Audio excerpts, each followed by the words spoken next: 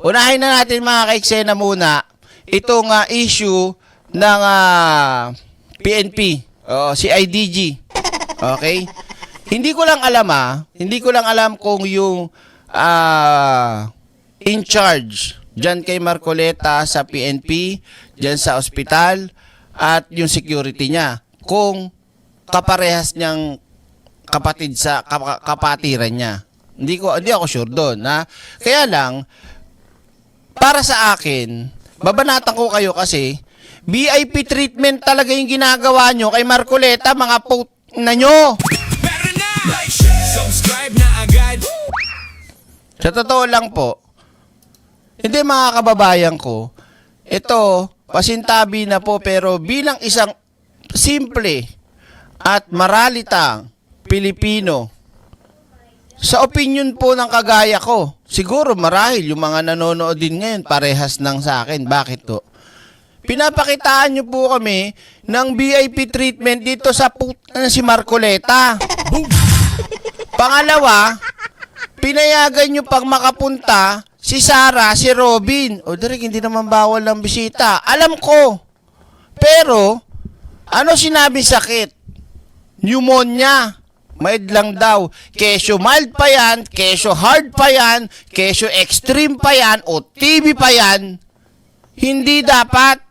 At ang problema, hindi pa nakamas ang mga putinang yan. Susunod daw sa batas. Susunod daw sa rule of law. Pero mismo sila, pangalawang pangulo at isang senador, syunga.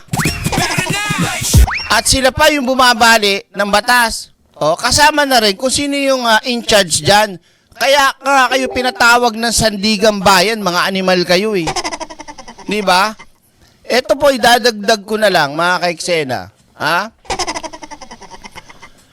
Kapag ba ang isang ordinaryong Pilipino nahuli, binibigyan ba kagad ng ganyan treatment? Eh may mga nahuhuling mga gumawa ng krimen na may sakit din. Di ba? Sila ba? Nabibigyan ba sila ng pagkakataon para i-full check-up din? Para tignan pa yung ibang sakit bago dalhin sa kulungan? Di ba hindi? Kaya may problema tayo dito. Ay, kung pakialam ko matanda si Marcoleta, eh meron din namang mga kriminal na matanda Di ba? Maging patas kayo. Ang problema, si Marcoleta lahat ng sakit inilabas eh. Oh. Tapos ano sabi? Bago natin siya ilabas, kailangan okay na siya. Meron pa session. 6 session pa mga ka-eksena para umokay si Marcoleta. Kasalanan ba namin na may sakit siya? Ako nga may sakit ako, sinisisi ko ba kayo? O meron din ako sa likod eh. Sinisisi ko kayo? Di ba hindi? Ako to eh. Oh. Kaya pasintabi ho sa inyo, mali-mali ho yung ginagawa ninyo. Hindi maganda yan. Di ba? Kawawa yung mga pobreng mga kababayan natin na may sakit din ng high blood. Yung mga may high blood na nahuli nyo onda, kunyari, mataas din ang dugo. Dinadala nyo ba sa sariling kwarto? Eh, ibang mga preso eh. Di ba? Nagreklamo kasi parang ang hirap pa nila bago madala sa hospital eh. O kaya ma-BP man lang eh. Samantalang si senador, di ba? Treatment na kagad na malupit yan. Direk, wala ka naman yatang wala ka naman yatang ebidensya eh. Sabi dyan, no? Anong wala? Panoorin nyo kasi sa balita. Manonood kayo sa balita. Kung ayaw nyo naman manood sa balita, edi sa akin kayo manood. Ganun lang kasimple yan. Wala hong mask. Mismong security nga nagsabi at pinaliwanag niya sa Sandigang Bayan dahil pinatawag sila. Dahil pinagpaliwanag sila na Sandigang Bayan, bakit? Ha? Bakit nakapunta o bakit nakapasok at pagkatapos wala pang mask? Eh may sakit na pneumonia nga daw eh. Oh, anong tawag mo doon? Ha? Palakasan? Porket BP ka? Porket senador ka na walang alam? Oh. Game. Ito ebidensya Pakinggan nyo. Cheryl, pasok. Nag-sorry ang PNP General Hospital Ba't matapos... ba't sila nag-sorry? O di may kasalanan. Doon pa lang, huli mo na, di ba? Oh, nag-sorry. Kasi may mali silang ginawa. Alam ka naman mag-sorry ka, wala ka namang ginawa. Ano ka, tanga? Di ba? Makwestiyon ang pagbisita ni na Vice President Sara Duterte at Senator Robin Padilla sa kaalyado na si Senator Rodante Marcoleta. Bakit daw? Kasi pinayagan ang dalawa, gayong dapat naka-isolate ang senador. Nasa frontline ng balitang yan, si Camille Samonte. John Vic, kung ikaw nasa likod dito, ito lang masasabi ko sa iyo kung ikaw, malamang ikaw hindi ALG, ina mo. Boom! I'm just saying about the lapses that we forgot to say na kailangan nakamask sila. Oh. Subscribe na agad. Paano to? 'Di ba? Oh. Paano ito? No, inamin may lapses na pagkakamali. Yan ang problema. Hindi ba dapat kung kayo ay senador, pangalawang pangulo, kayo na mismo dapat ang maging example, hindi na dapat kayo kailangan pansabihan. Kung nakalimutan man, alam nyo na dapat yun. Di ba? Alam nyo, sa mga ospital, dapat talaga, required talaga yan eh. Kahit walang may pneumonia dyan, kahit magpapacheck up ka lang, lagi kang nakamas. Kami ngayon pag pumupunta sa mga ganyan eh, kahit mura lang naman yung mask, 2 piso lang. Kayo mayaman kayo, kahit isang box bilhin nyo eh. Kami pag nagpapacheck up, pinapabukunahan yung baby namin, pupunta kami ospital, lahat kami nakamas. Di ba? Ganun dapat. Mapa-public, mapa-private lalo na. Tapos ito, kaya talaga napakalaking question mark nito eh. Mga ka-eksena. VIP treatment yan. Ina nyo.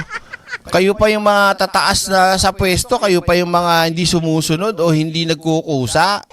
Oh. Because of the condition of the senator. Oh. Yun lang yung hiningi ko ng apologize. Kasi Aminado. Anong kailangan nyo pang ebidensya ko? Ayan Ang PNP Health Service na nagkaroon sila ng pagkukulang sa pagpapatupad ng medical protocol sa mga bumisita kay Senator Rodante Marcoleta. Yan ay matapos questionin ni Sandigan Bayan Associate Justice Ronald Moreno kung bakit pinayagan na madalaw ni na Vice President Sara Duterte at Senator Robin Padilla si Marcoleta, kayong dapat naka-isolate siya. Dinala sa PNP General Hospital si Marcoleta dahil sa paninikip ng dibdib at alta presyon.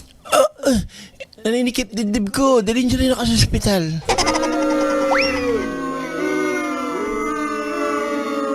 Pwede naman sabihin ni Marcoleta talaga sabihin mo, naninikip dibdib ko. Boom! Diba? Wait lang, may tumatawag. Hello? Oh. Oo nga eh.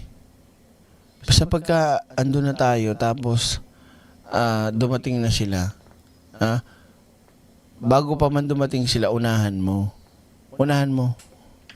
Tapos magdala ka ng kahit mga kalahating kilong lechong kawali. Tapos dala ka ng yung bulalo, dala ka din. Pagkatapos bilan mo ko ng chicharong bagnet. Oo. At saka, bili mo rin ako ng, siguro kahit mga 5 balot. Basta lahat ng pampahay blood, dala mo ko. Ako na bahala, tsatsani-tsaniin ko. Para pag binipi ako, high blood ako. Hindi ako madala sa ospital, sa kulungan. Dito lang muna tayo sa ospital. Oo, kung bahala, arte ako. Oo. Kung kalimutin yung pinabibili ko Tapos kung pwede rin, lagyan mo ko sa Aqua Plus. Lagyan mo ng Pale Pilsen. Siyang grande lagay mo, Patagay-tagayin ko yun dun. Para ma-high blood ako. Ako na bahala. Pwede rin. Ref? Oo, sige, dala ka din ng ref. Tago mo lang sa bulsa mo. Boom! Oo, pagka nakalabas ka, pag nakaalis na yung bantay, saka mo ilabas. Boom! Huwag kalimutan yung hopya, Subscribe na agad sa channel na like. So, ayun na nga mga kaisya, tuloy natin. Sige. Ito pa, game. matapos maaresto para sa kasong plunder. Lumabas din sa pagsusuri na may mild pneumonia at Yang ganyan, mga ka-eksena, may mga ordinary ba tayong mga kababayan na nabibigyan niya ng ganyang klaseng treatment? Wala! Wala! Oh, 'di ba? Oh, yun na nga, K2 Joyce. Kung totoong may pneumonia, mild pa yan, o kung halimbawang severe, kung ano man, 'di ba? Isolated ka dapat. Hindi ka dapat pinapapasok o hindi ka dapat binibigyan ng dalaw. Ang pwede lang dumalaw sa'yo, yung kabit mo, yung asawa mo. Tapos pa, mas bibigyan mo pa importansya magdalaw, bisita, ibang tao. 'Di ba? Oh. Grabe, no? Ang tigas at ang kakapal ng mukha nitong mga putang inan to. Ito, senador na si Robin, itong si Sara. Oh. Ganun talaga, pagka makukulong ka na, nagkakasakit ka bigla. Yan ang tinatawag na interpretative action for conviction. degenerative disc disease ang senador. Nilinaw ng Sandigan Bayan na hindi nila tinututulan ang pagbisita kay Marcoleta, pero ipinunto nitong isang communicable disease o nakakahawa ang pneumonia. Base sa mga litrato na lumabas sa media, walang suot na face mask si Padilla nang bumisita sa ospital kahapon. Martes naman nang dumalaw ang bise. Oh, di ba? Bakit kaya ganyan yung mga yan? Wala nga mong utak yung mga yan eh. Only the Vice President went inside. Limited talaga ang pwedeng pumasok sa loob. But is she wearing a face mask? During that time, I believe wala. Ang CID Wala. Walang face mask. Anong klaseng mga pinuno ng bansa itong mga putang inando?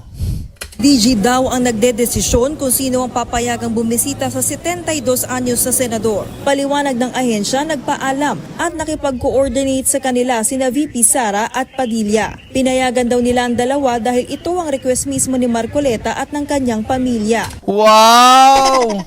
Antaray! May pa-request pa ang matandang senador. Antaray mo ha! Yung kayang mga maliliit na Pilipino, pwede kayo magpa-request din. 'Di ba? Ang tagal pa bago mapayagan, madala sa ospital. Kailangan yung talagang nangingisay ka na sa kulungan bago ka ilabas, tas dalhin sa ospital eh. 'Di ba? Alam niyo yung mga ganong kalakaran. Pero dahil senador ka, dahil kilala ka, dahil malakas ang hatak mo, baka kasamahan mo pa sa paniniwala mo sa relihiyon yan, kaya mas malakas ka. Ba't ko sinasabi to? 'Di ba? Ito, nagtatanong lang po ako. Yung head ng PNP CIDG na naka-in-charge dyan, nagtatanong, hindi ko kilala. Ano ba yun? Kapatid kaya ni Marcoleta sa kapatiran niya yun? Ba't ko natatanong o ba't ko nasasabi? Kasi alam naman natin mga kaiksena, pagdating sa trabaho, pag-a-apply, pagdating sa pakiusapan, sa ganyan, pag nalaman kang iglesia, di ba? Ang lakas ng backer mo. Pag nalaman kang ganito, kaparehas ka ni ganito, ganyan-ganyan, pasok ka kagad. Wag ho tayo maglokohan dito, wag ho tayo magsinungaling. Alam nyo yan, di ba? Totoo yan, di ba? Kapag nalaman mo yung isa, kasama mo o kapatid mo, di ba? Tapos sinabi mo, apply kang trabaho, may ganitong ganito, pakiusap si ganito. Matik, aminin nyo, oo hindi. Subscribe na agad sa channel na laging may aral. No offense po pero kahit sinong tanungin mo sa Pilipinas, pag sinabi mo ganun ganun talaga kalakaran bakit kanyo? Kasi mismo ako na-encounter ko yan maraming beses pag nag-a-apply ng trabaho. Pag nalaman yung ganun ng religion mo, wala ka na. Minsan nga, wala na nga interview Mati, kukunin agad ang resume kasi ganito siya. Dan tinatanggap lang mga ganito. Yun, danas ko yan mga kababayan ko. Danas ko yan. Oo. Pag sinabi, anong ano mo? Toli ko po, ay pasensya na. Di ba? Yung mga ordinaryong bilanggo na mamatay na lang sila sa selda, hindi na laman ang ikinamatay. Di ho ba? Kaya wag kong ganon. Nakakagigil talaga eh. Oh. Ang daming gustong pumasok, ba't dalawa lang yung napayagan? Bakit? Oh, nakakuha nyo? Diyan pa lang sir, meron ka ng problema eh. Oh, ba't silang dalawa lang ang pinayagan mo? Kasi VIP. Oh. Okay? Ang daming gustong pumunta, friends, other relatives, yung mga supporters niya. But again, on the part of CIDG, we see to it that may restriction dun sa visitation niya at limited time lang. Better now! Subscribe na agad. Kita nyo? Oh. Eh, wala eh. Senador tsaka Vice President eh. VIP nga kasi. Diba? Nanggaling na sa bunganga ni Sir eh. Ang daming sumumunta, ang daming ganito, pero limited lang, sila lang. VIP. Oh. Direk, hindi sila nangangaba kapag nasa ganyan sitwasyon kasi alam na special treatment sila. Eh, nakita naman eh. Oh. Diba? Nang tanungin kung kailan pwedeng humarap sa korte si Marcoleta para sa commitment order, sinabi ng PNP General Hospital na fit to travel na ang senador. Pero mas maiging Tapos ngayon, fit to travel na. Kahapon, di ba? Hindi pa siya fit to travel. Ngayon, fit to travel na nung nagsalita yung Sandigang Bayan. Di ba? Meron ng pinagpapaliwanag na sila. Ngayon, pwede na mag-travel. Parang alam mo, lilipad from Netherlands eh, no? Nak ng kubeta, oh.